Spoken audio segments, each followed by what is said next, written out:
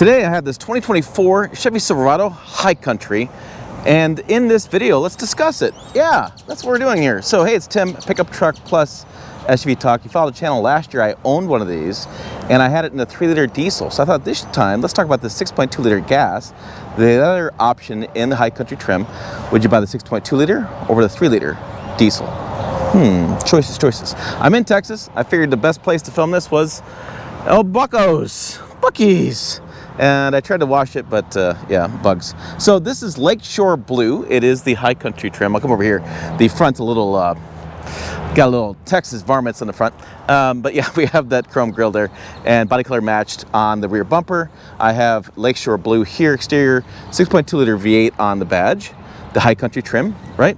And we have retractable running boards. Now this has quite a few packages, including Super Cruise and the 22-inch aluminum wheels, and a couple more details we'll talk about inside the cabin. We'll go for a drive as well. We'll tell you about those details too. So this is what you get for a short bed Silverado High Country. I have the standard tailgate in this. I don't have the multi-flex tailgate, but it works just as well.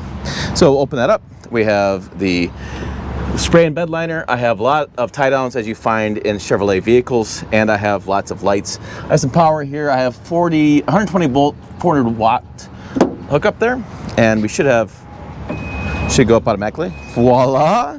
I have my dual chrome exhaust. I have my bumper step as GM's bumper step. Now you may be thinking, well, Ford's got that too. Well, Ford's is built into the bumper, into the frame actually, and GM is built on the bumper. That's just a little key detail. Yeah, there you go. This does have adaptive ride control on it.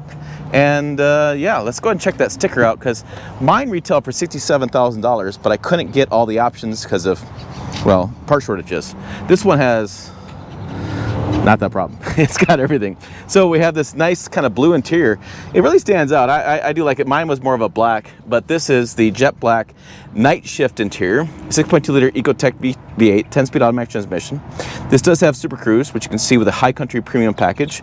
Well, I guess we'll go through that, excuse me. High Country Premium package is $79,000. It gives us power sunroof, 22-inch painted wheels, all season tires, the rear camera mirror, which is right up in there, if you haven't seen that before. We have the 15-inch digital heads-up display, power retractable assist steps right there. We have a helicopter right there somewhere. Oh, there it goes. Yeah, thank you. Interrupted my video. We have the adaptive ride control. We have Super Cruise, requires active subscription. That's all part of that $7,000 package. We have the engine, it's $2,200, which is interesting for people. The diesel is actually the stock engine in the High Country. Suspension pack, the adaptive ride control, wheel locks, and then our total price with all the options is $77,005. We have $1,000 for, or $2,000 for our destination. We get $1,000 off, so we have $78,000 as our price. It actually starts at $66,200. Mine was right around $67 because I couldn't get some of these options when I ordered it. Let's go ahead and hop in the cabin, or gently get in, or, you know, running boards. For guys short like guys like me, they're perfect. Okay, so inside the cabin, we'll go ahead and shut the door. That's the one thing about Chevy trucks and GMC. They seal their doors in such a way that it gets really quiet in here. Really quiet. Okay, we'll go ahead and fire this up. We have the push start. So I have this screen here, right? We have Super Cruise kind of pops on. You'll see some flashing lights here. Reading my eyeballs, you'll see it code green here. Green's on, blue it's ready to go, blank, you got nothing. There's our controls there for our dash. And I reset the dash and trip odometer, so I've been driving around. I have 331 miles on it, 21 miles per gallon. A lot of that's been a mix of highway and city, so I think it's pretty good for the 6.2 liter. I'll turn down this cooling all the way down. So I have cooled seats, I have heated seats, I have heated steering wheel, trailer control, brake. I have your different modes, auto start stop. We have the parking, we have the tailgate down, which is actually a pretty useful button. I didn't think it was, but it turns out that it is. Traction control, all the windows down, and the lane keep assist buttons. This is your Google operating system. It's Android Car Auto, I don't know what they call this stuff these days, but yeah, there's your cameras. It's nice with these trucks now, even though as big as they've gotten, you can still see around you really well with all the different camera views, and we have parking sensors up front, which means I don't need anything. So that's the hitch, and then this is that digital rear mirror. You can turn it on, as a regular mirror or digital there. We have some controls here for the sunroof. We have a sunroof in there, and we have the little sunroof back there. Now I have the seats folded up because I got a bunch of gear with me this trip. We have High Country embolstered there, the wood paneling, the kind of, and then this is a double glove box. Button right here, pops it open, and glove box down below. We have some storage here, and then here we have the cup holders. Nice spot here. I actually really, when I had my truck, I really enjoyed all of the storage space. Nothing felt like it was overwhelming. The shifter, I do like the shifter. It's small, it's compact, it doesn't get in the way of anything. I just like the overall layout. Cups fit fine. And then I have a couple more cup holders here. And here we go. I have a good storage bin in here. A regular household plug, which is nice for laptops and things when I'm traveling to charge it up as if I pull over to do any work. And then that goes there. This is the wireless charger. Now, there was a lot of debate with this wireless charger. People telling me online, like, it doesn't work with mine, or it works with mine, or whatever. Well, here's the deal. It's based on your case. So this is a new iPhone 15. I have a new case, and this phone does not use a wireless charger. Won't work with it. It doesn't work with the wireless chargers I have at home either. It's the case, not the charger often. So in my case, my other phone worked fine with that. And actually what's nice with GM's vehicles is they actually have a vent down here that cools this charging pad so you don't overheat. Some brands, you put your phone in there, your phone gets really hot. I know that because mine did not come with one of those wireless chargers. I got one from a parts supplier and I installed it myself, and I found, hey, this cooling tube. So I know it's there because, well, damn it, I saw it. So let me go ahead and mount the camera, and we'll go for a drive and tell you more about this 2024 Chevy Silverado 1500 High Country with a 6.2 liter V8 gas, and whether or not I would still buy it, or I'd buy the diesel over the gas. Hold on, before we go, I forgot to show off my favorite sticker. I love it General Motors does this. I just wish it's a little bit more this way. Keep going this way so you can see it, read it better. But this sticker is VIN specific. It has your VIN. Talks about trailing information. So we know my curb weight. I know my max payload is 1,487 pounds. My trailer is 9,200 pounds, conventional trailer. If I had a gooseneck hookup, 8,300 pounds gooseneck. And then we can see our tire sizes, and we can see our gross vehicle weight rating, gross axle weight rating. So I love this sticker. It just makes it a lot simpler when you're out there towing to know what your limits are, how much you can tow, and what your safe range for towing is without being overloaded and causing any sort of weird experiences. Yeah, like swaying and stopping harshly and squatting and all kinds of different things going on. Okay, let's talk about this while I'm on the highway here and taking a drive. So let's talk about the first things, the gas engine versus the diesel engine. It comes up a lot in the comments, and for good reason, right? So remember, if you watch those videos, I really enjoyed my 3-liter Duramax diesel. I thought it had great power delivery. I towed with it, and I got exceptional fuel economy, like in the 30s, fuel economy in that truck, in a full-size truck, for crying out loud. This one, the 6.2, I feel like it's got pretty similar torque and horsepower numbers from a daily driving standpoint that the 3-liter diesel has. I do feel like there's a little bit more delay with the turbos in this versus the diesel, but again, that's just my memory of my truck I really liked and this gasoline engine.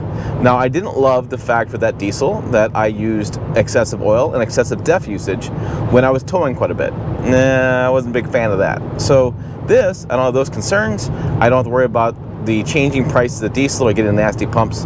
Sometimes you go to some gas stations that have, the pumps aren't always the cleanest. In this case, I don't have those concerns. So I still like the diesel, but I understand a lot of customers' hesitation towards it because you have, again, you have to put DEF in.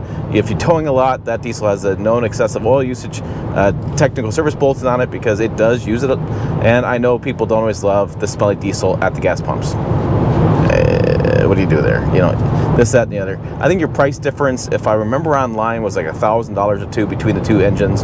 So something you can decide as you wish. Okay, let's talk about on-the-road feel. This one has adaptive ride control. Mine didn't. I hope I get my marketing terminology down correctly.